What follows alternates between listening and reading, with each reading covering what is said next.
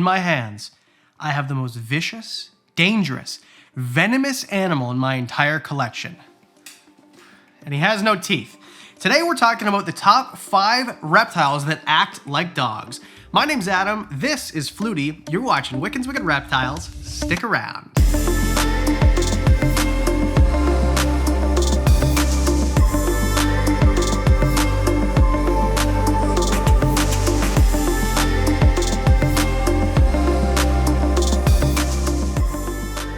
Special thank you to Cradle for sponsoring today's episode. Now, Flutie and I have done a video like this before in December. It was really fun and it was really popular. And it came to my mind that, there are 5 more reptiles that act like dogs. I don't mean these reptiles will actually act just like dogs in that they will play fetch with you or learn tricks or things like that. I'm just saying that if you are someone who can't own dogs or doesn't want to, and you want a reptile that acts very similar, these are your 5 best options. I had to say that out loud because of all the silly goose comments in the last video. Let's get started. Let's start off with number 5, box turtles. Box turtles are very similar to tortoises, but not the same. Box turtles will eat things like bugs. This is one of the main differences, but they are fantastic pets. I will tell you, I have one, Floyd, and there's many types. You can get 3-toed box turtles or 8 box turtles, whatever. A lot of them are native to North America, which is really cool. Not where I live, it's too cold up here, but if you live in the US, you're gonna be able to find box turtles in a lot of areas. Now, box turtles are terrestrial, so if you find one, don't throw it into a lake. They will drown. These animals are going to forage on the ground floor. They're gonna be eating things like insects, mostly. They are omnivores, however, and this is really fun because you can feed them basically everything. Now, they do need a bigger enclosure. These animals do like to be in enclosures where they have room to roam, similar to a tortoise. So nothing super big, but definitely don't keep them in a 20 or something like that. Now, make sure that you give these guys ample UVB. They are definitely going to need it. Otherwise, their shells will look like Floyd's. He didn't have UVB for 13 years with his old owner, and that's why he looks like this. Now, the reason I say they're like dogs is because when they see you, although it's for food only, I imagine, they'll come running to the glass. I love it. Every time I see Floyd, every time Floyd sees me, he runs to the beginning of the enclosure, the door of the enclosure, to see me. If I have him outside, he will walk towards me instead of away from me. He acts like a dog. It's hilarious. He will not do tricks for treats, but he will sit there and wait if they're in your hand. Honestly, one of the most fun animals I have in my entire collection to interact with, and they're just so unique. Box turtles are not a staple in the reptile industry for a lot of people. Number 4, blue-tongued skinks. I love blue-tongued skinks. They were one of my first reptiles that I kept. I've got 2. I've got Steve and Irwin, which is hilarious because I actually have a dog named Steve now. You guys remember Stevie? She looks like this now. She also doesn't have a uterus anymore as of 2 days ago, which is why I'm not holding her. She needs to sleep. Now, blue-tongued skinks are interesting because they almost seem like they have the same sort of anxieties as dogs, in that loud noises kind of frighten them. Sometimes when I put Irwin back in his enclosure, he almost seems to be scratching at the glass like he wants to be out with me still. Now, this might just because he likes the warmth of me or the fact that I always feed him treats when he's out, but they seem like dogs in this type of anxieties that they have. But again, this is just the way it seems. I'm not saying that these reptiles act like dogs because they have the same emotion or capacity as dogs. That's not what I'm saying at all. I'm saying they show similar traits. And with blue-tongued skinks, they love interaction. If I come home and I don't pet Flutie, he throws a hissy fit. And if I come down and Irwin sees me, he's scratching at the glass because he wants to hang out. Again, probably for his own benefit, warmth and food and things like that, but his enclosure is set up perfectly. You'd think that he'd want to be in there, but he doesn't. He wants to hang out with me. The Cool Guy Club.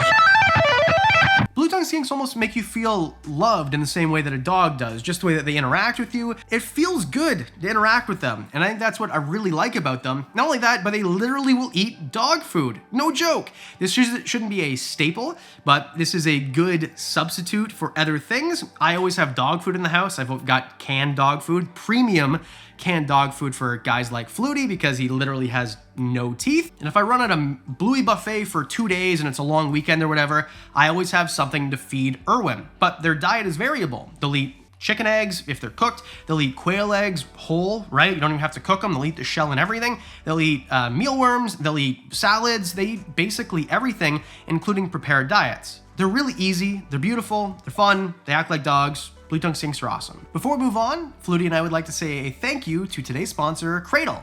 Cradle is focused on a stress-free life for your dog. Cradle's mission is to create a happier home for families with pets through easy-to-use and easy-to-love natural calming products that will truly work for you and your pet.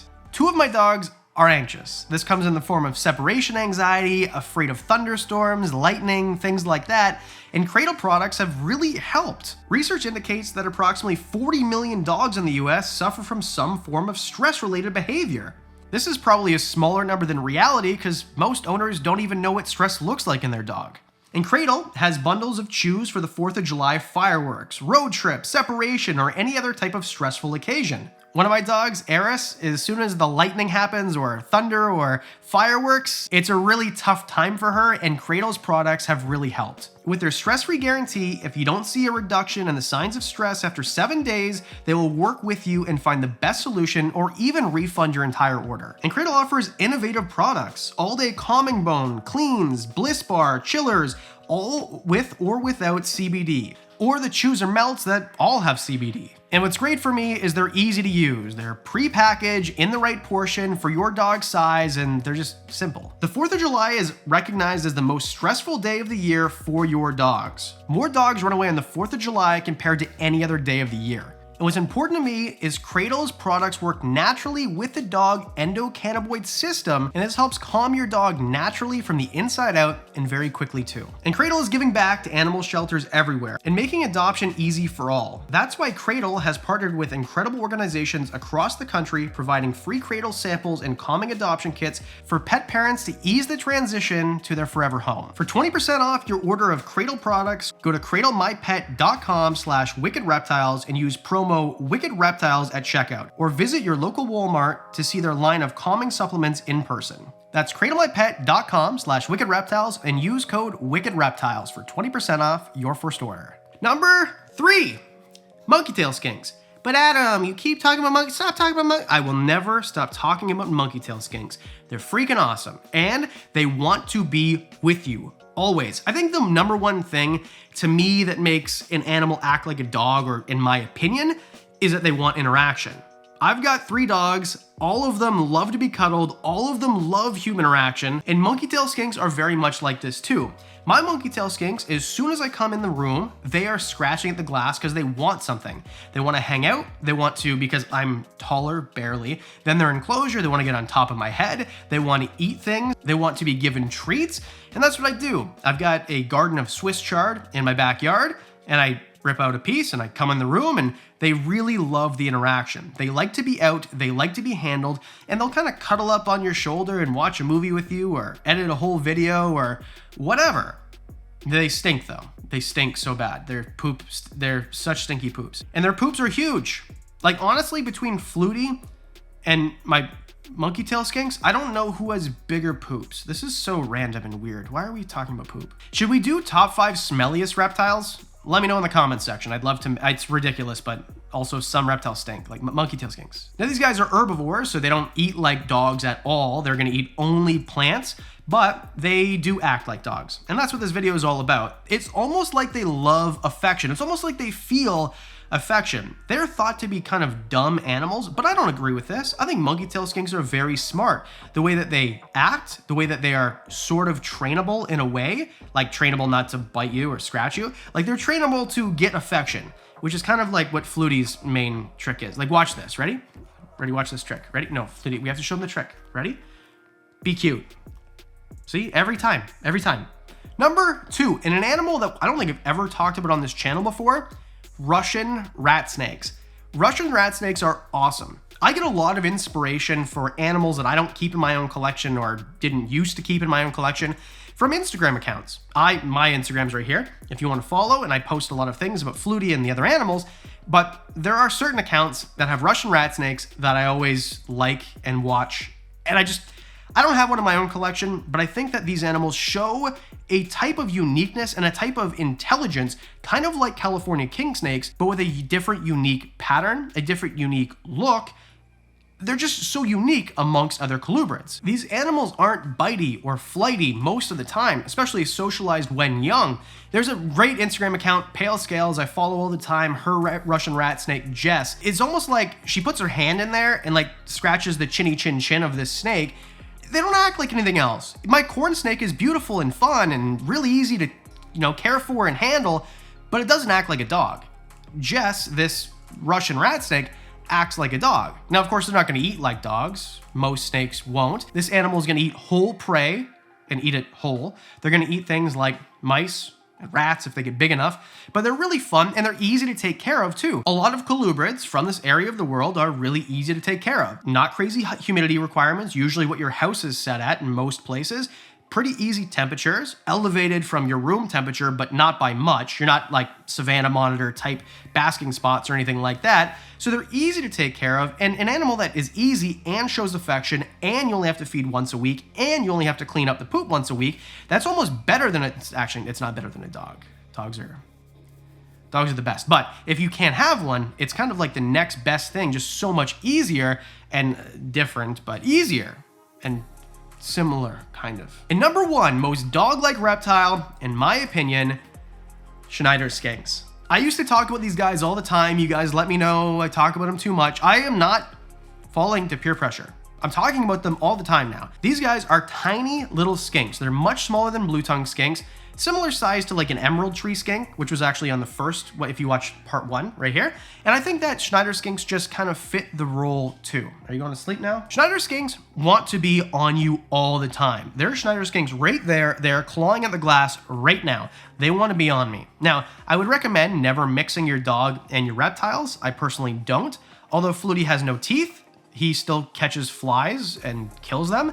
And I'm sure that he could do some damage to a skink if he wanted to. So always keep your dog and actual reptiles separate. Schneiders Kings can also eat prepared diets, kind of like a dog food. Again, not as a staple. They're gonna eat mostly insects as a staple. But these animals are interactive and they love, like, if there's any animal, any reptile that actually shows affection and seems like they love affection, it's a Schneiders skink. I think they're better than emerald tree skinks. Kind of, just because their enclosure doesn't have to be as elaborate. I think they're more beautiful, just personally, right? The oranges and grays and things like that. Their basking temperature is a little bit high, but I don't think it's that difficult. They can use a lower enclosure because they're terrestrial. They're not arboreal or semi-arboreal. And overall, they're just goofy. These are like the clowns of the lizard world. There are very few reptiles that act like, there are no reptiles that act like these guys. And you can have them in a bioactive enclosure and the poops kind of clean themselves up because they're small enough. With bigger animals come bigger poops. With smaller animals come smaller poops. And oftentimes, if they're small enough, the cleanup crew can take care of it by themselves. Easy care, the most affectionate reptile by far, with no close second, that I've ever kept in my personal collection, and the only one that, the most dog-like reptile. How they didn't make the first list is beyond me. So let me know, what do you think? Do you think that Flutie and I did a good job here? Flutie probably better than me. Do you think that we should do a part 3? Let me know in the comment section below what should be on it, if we should. And as always, a special thank you to the Patreon supporters. You guys are freaking amazing. You guys get extra videos early. You knew about you know about the Schneiders Kings before everybody else, and all the other animals go on there a little bit early too. And the projects, discounts on the merch, videos early, you get so much stuff for as little as $1 a month. And that's it. Because we do videos on Mondays and Thursdays, that means I'll see you in the next one.